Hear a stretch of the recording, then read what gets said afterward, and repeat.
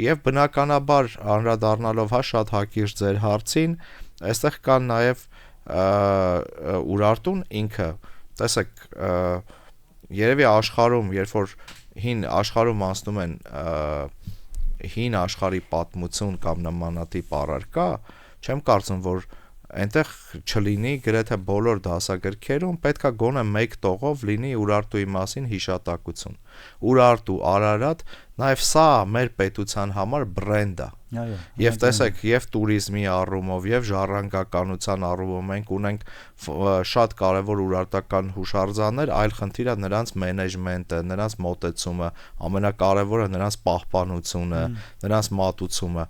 այս ժառանգական, դա բրենդ է, եւ եթե մենք ճիշտ դա օգտագործենք, ինքը մեր երկրի եւ վարկը կբարձրացնի եւ այստեղ կբերի տարբեր զբոսաշրջիկների հոսքեր եւ նաեւ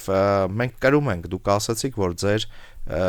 տղայի անունը Մենուա է, իմ աղջկա անունը Թարիրյա, այսինքն Թարիրյան ամենայն հավանականությամբ եղել է Մենուայի կամ կինը կամ դուստրը, տարբեր այսօր ավելի շատ ընդունված է, որ եղել է կինը, հա պատկերացրեք, այսինքն